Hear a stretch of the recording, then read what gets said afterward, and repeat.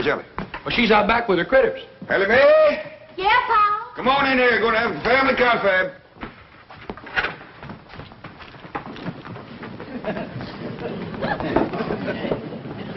Now, as you all know, poor widow Fenwick and her young'un is coming to spend the day, and we all got lots to do. Fenwick.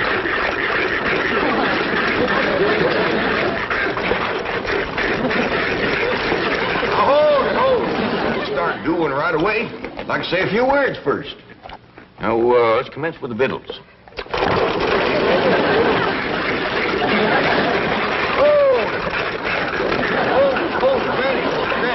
I mean the victuals for the Fenwicks. What you got planned? Possum stew, grits and jowls, some corn pone, and some pickled crawdads. Sounds a little rich for folks that ain't ate for a while. Well, maybe you're right, Jed. To get the wrinkles out of their belly, I'll start them off with some nice hot owl soup. That'll be fine. Now, Ellie, you and Jethro delivered them that box of clothes, right? That's right, Pal. I never knowed there were so many needy folks in Beverly Hills. Me neither.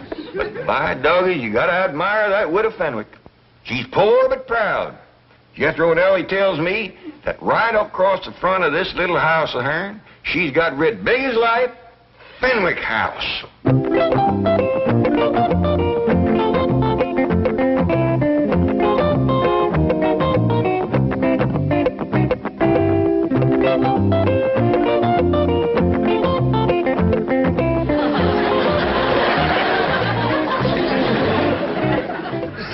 I have not refused to visit the Clampetts. It's just that I can't bring myself to wear those dreadful clothes. They are not dreadful. They are the very latest fashion introduced at the Willows Finishing School by Miss Ellie Mae Clampett herself. Don't you understand, Mummy? The latest thing is to look basic and understated. It has something to do with Zen. But they just don't look right. Mummy, when a girl as rich as Ellie Mae Clampett wears something, it's got to be right. Now, come on, let's not be the last millionaires in Beverly Hills to get the new look. The Clampett look. Where's everybody going in such a hurry? We's going to have Jethro load furniture to take off to the Fenwicks. Well, now, hold up loading that truck again. How do we know that the family's going to need all this stuff? Like I told you, Uncle Jed, they need just about everything. Well, how do we know their place is going to hold it all? Let's go over there and take a look. Yeah.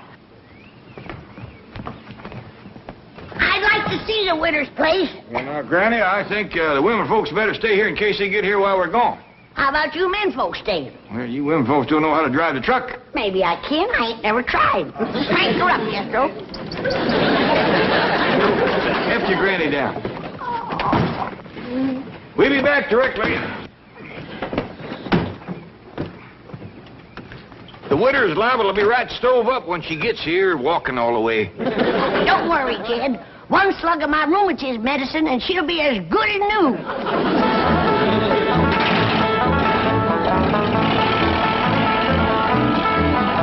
Granny, can your rheumatism medicine sure enough cure rheumatism? I didn't say it can cure rheumatism, Ellie, but it can sure make having it a pure pleasure.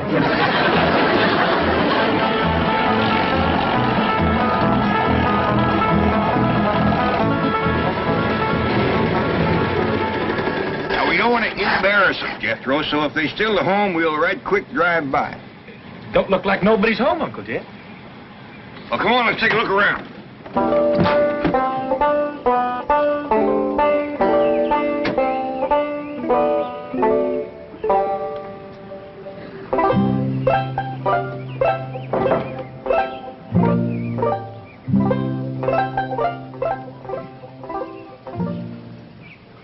Found the box of clothes, Uncle Jed.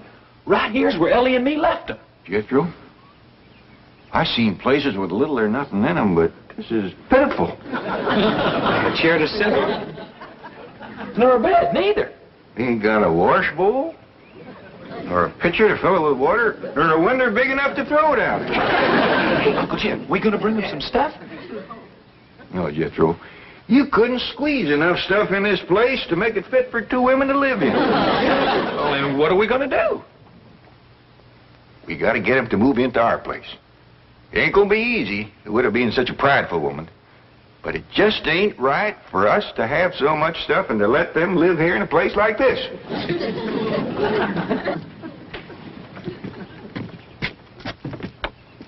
Now, there's something I just can't understand.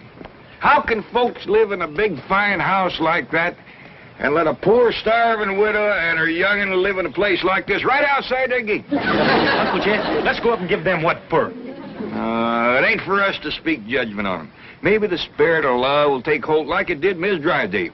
The Clampett, they're moving, hurrah, hurrah. The Clampett, they're moving, hurrah. Howdy,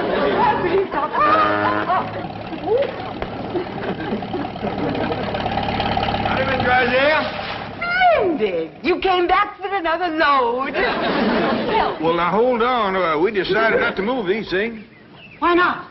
Well, we're hoping that the Fenwicks will move in and use them here. The Fenwicks. Mrs. Radnor Fenwick? Oh, yes, ma'am. You know, the widow with the skinny daughter named Cynthia. They are moving into this house? Well, we're hoping they will. But this is marvelous. I've been trying for years to meet Mrs. Radnor Fenwick, and now she's going to be my next-door neighbor. Well, it ain't for certain yet. Have you engaged a real estate agent to help you sell them on the place? No, ma'am, we just kind of figuring on talking them into it when they come over. I'll help you. I'll dash home and change and come back and help you.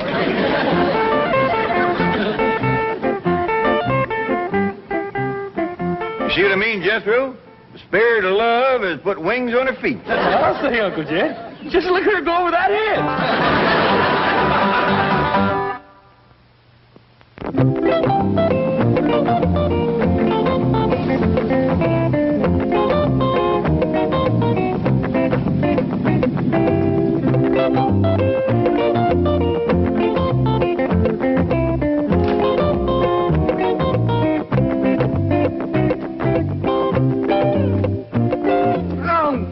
Mummy, and that makes you look just like any other common, ordinary, everyday millionaire. Now take it. No, Cynthia, I can't. I just can't. Well, you must. I just can't. Mummy, if anyone were actually to see you, I would die of mortification. Mummy, I thought I told you, no Jew. No, Cynthia, I feel positively nude without diamonds. We are trying to achieve the Clampett look, a look of studied slovenliness. Oh, Beasley, our services, please.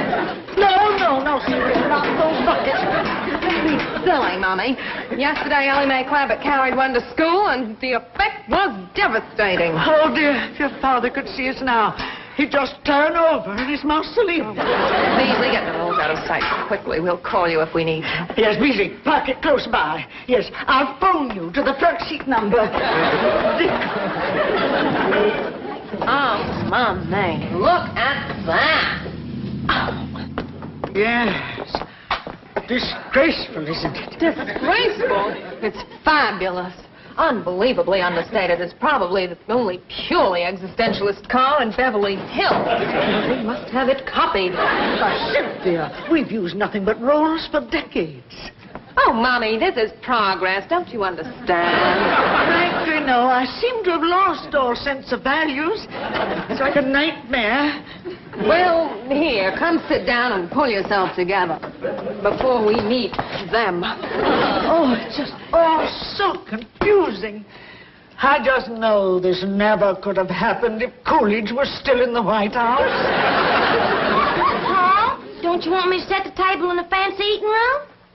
I reckon not, Ellie. We gotta be special careful not to put on airs around the poor widow.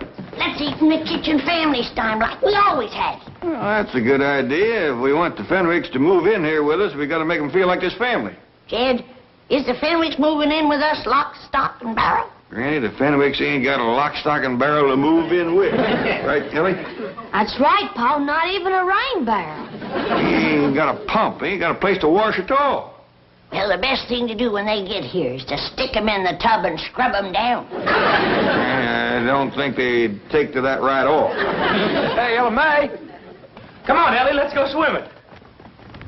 What's the matter with you? We've got company coming. Oh, Granny, I'm hot and tired. You get into some decent clothes. Now, hold on, Granny. I think maybe Jethro solved their problem. You see there, Granny? I solved your problem.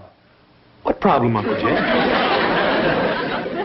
getting the Fenwick scrub without shaving them none. You mean I should do it? Oh, you just go for a swim in the cement pond and take along a cakey Granny's lye soap and a nice stiff brush. Ellie Mae, when the widow and her young'un get over here, you invite them down to the cement pond for a swim. Okay, Pa? When they get down to the pond, Jethro, you commence the soaping and the scrubbing and the splashing, and they'll get the idea. Dingies, that's a first-rate notion. Oh, thank you, Granny. There goes that spooky music coming out of the walls again. Boy, it's pretty. Yeah, I hope it keeps playing till the widow gets here. It might cheer her up. Well, someone best open the door. As soon as that music starts to play, someone's going to come and knocking at the door. I noticed that. Take a look outside, Ellie. And you get your nakedness out of sight.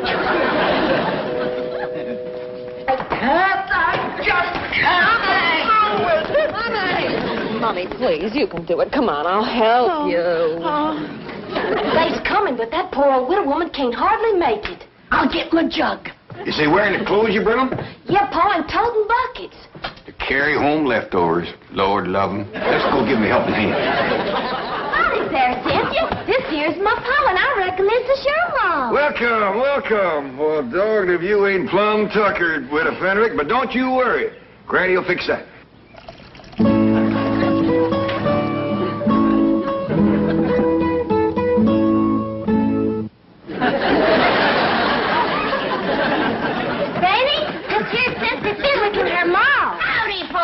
Take their buckets out to the kitchen, Ellie. Yes, sir, Pa. See you in a little bit, Cynthia. Thank you, darling. Too low. Ellie Mae, be sure they're scoured good and don't leak. Do it, Granny. Here, widow, this'll brace you up. Oh, thank you. Orange pickle. Oh, white lightning. Oh, I'm not familiar with the blend, but tea is tea.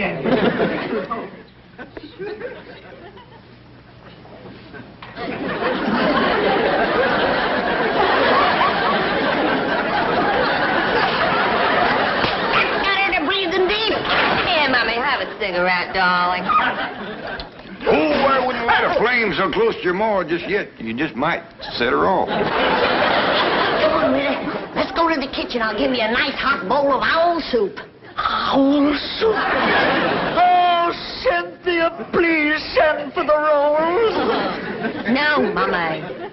She's right, Widow. You don't need no rolls. Granny's baked some corn pone. Eat my corn. Come on, widow. Oh, Cynthia, please help me. Mr. Clampett, if I might be alone with Mommy for just a few moments, I think I shall be able to compose her. Okay, Cynthia. Just follow your nose to the kitchen. Yeah, the grits and jowls will lead you right to the door. Good gal, widow. Cynthia, did she say grits and jowls? Yes, Mommy, doubtless the maid and the butler. Now, come, do get a grip on yourself. Oh, yeah. Mommy, think of all the trouble the Clampetts have taken to achieve a total look. The truck, those clothes, their speech. Why, they even weave. You'd weave, too, if you ever drank their tea. Try to emulate them.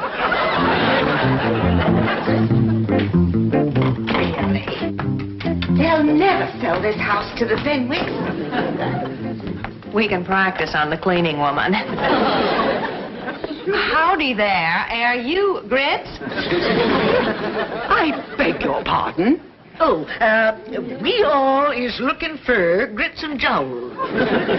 Well, you'll find them in the kitchen. And please stay there, out of sight. Now, see here. We uns is friends of the Clampetts. Obviously. And the sooner you're all out of Beverly Hills, the better. Meantime, stay out of sight in the kitchen. That is the surliest cleaning woman I've ever seen. See, Mommy, even the Clampetts have a servant problem. Yes, for the first time, I'm beginning to feel a common bond with them. We're both members of an oppressed minority group. Millionaires.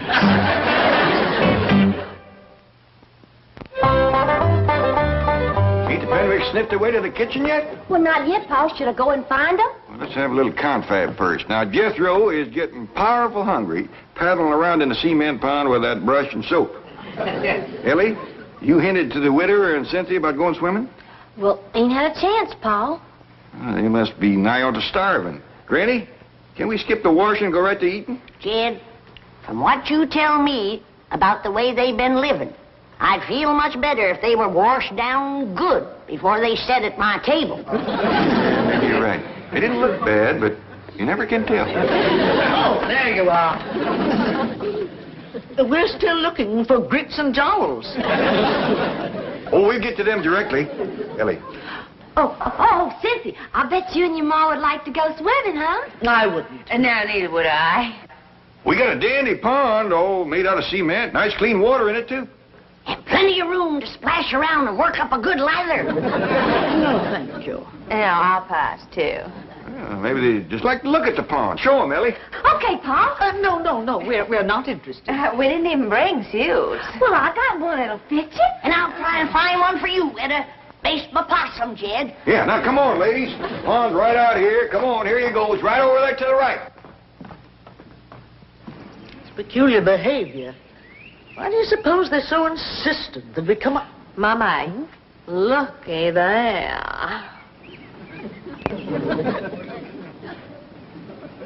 Magnificent. What a specimen of manhood. Who do you suppose he is? Let's find out. Clampett! Oh, Mr. Clampett. Who is that Adonis by the side of the pool? Adonis? That magnificent creature with the rippling biceps. Let's take a look, ma'am. That's why they wanted us to see the pool. They're going to attempt a little matchmaking. Oh, I hope so.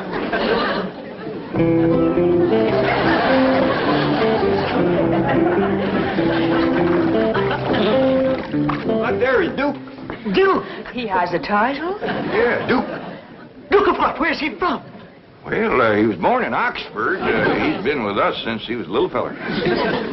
Then he's the Duke of Oxford. Yeah, I reckon so. We just call him Duke. He hasn't got a wife, has he? Well, he's had his share of lady friends, but nobody right at the moment. Cynthia, I sure do hope you change your mind about going swimming. Oh, I have. Oh, Cynthia, you seem right fond of Duke. If you want him to like you, just tickle him behind the ear. He just loves that, Cynthia. Then when he lays over on his back, scratch his belly. So don't stand there. Get scratching. Sure know where to change, Ellie. Okay, Pa. Mr. Clampett, I imagine that Cynthia and I do appear a bit eager, but I want you to know that my daughter is worthy of royalty. We Fenwicks are a very, very old family. Oh, now, Widder, don't talk like that. There's many a good tune left in an old fiddle. Here's a brand new swimming suit. Never been wore before. It was given to Jed here for a wedding present. Remember, Jed? Too big. Wouldn't be enough left sticking out to wash. Wash? Yeah, we'll make do. You better leave the room, Jed. Come on out to the laundry tub, Widder, and peel your shirt off.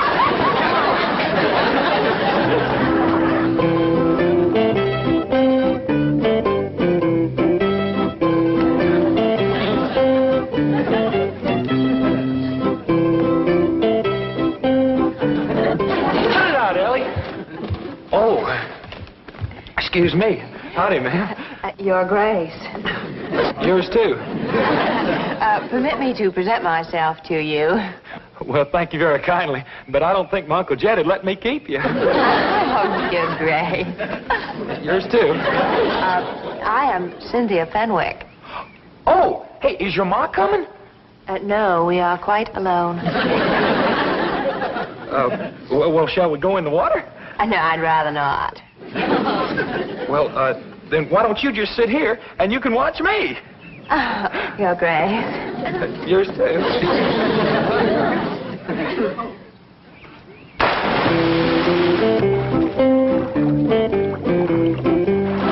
Now watch here. Are you watching, Cynthia? Oh, yes, I am. All right, now, here we go.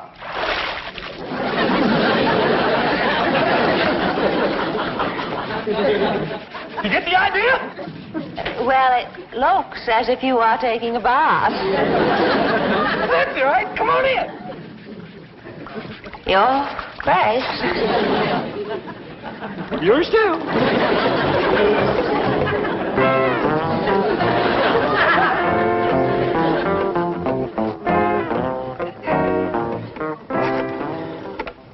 Mobile operator, give me JL 13411.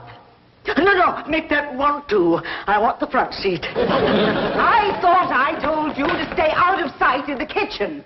Now look here. I have taken all the abuse I intend to take in this house. Clampett look or no Clampett look. Duke or no Duke. I refuse to... Oh, Beasley! Come quickly, please. This is... Now you get out of here. And take that other antique with you. I refuse to take orders from a poorly dressed, ill-mannered, overweight cleaning woman. Why, you loutish hillbilly. I am Mrs. Milburn Drysdale. And what does that mean? It means that I am a pillar of society. You were a pillar. I am cutting you down to a stump. Don't you dare pull a knife on me. The only thing I'm going to pull on you is your hat. Yeah, Jethro, Granny said she had trouble scrubbing the widder. How'd you do with the daughter? I tried, Uncle Jet, but that girl ain't washed in so long I couldn't sell her on the idea. Granny said the widder bucked like a mule, too, and then she busted loose and run. Can we eat now? Yeah, Jethro, scoot up the back way and get some clothes on. Hey, you know something, Uncle Jed? That skinny little rascal, all she wanted to do was tickle me behind the ear and scratch my belly. Paul, come quick. Miss Drysdale and the widow Fenwick is having a real cat fight in the front hall. Let me up, you female wrestler. I'll have you drummed out of Beverly Hills.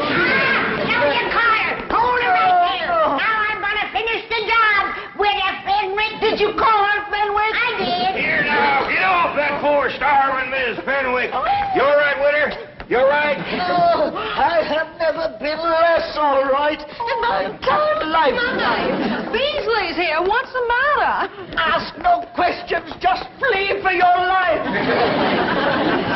Uncle Jed, can we please eat now? Not being you, Jethro. A fellow named Beasley just grabbed the widder and her young and made off with them. Come on, we got to catch them.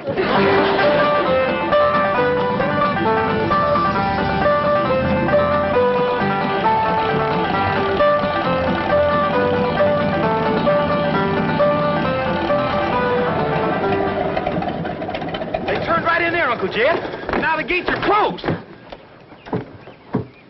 Well, I'll be doggone. That Beasley feller's the one that lives in that big mansion. And he's taken the widow and Cynthia into his house. And bound and scraping to him, too. Uncle Jed, you was right about not speaking judgment on that rich fella. Yeah, looks like the spirit of love sure took a hold of him, all right. Come on, Jethro, let's go home and have some possum.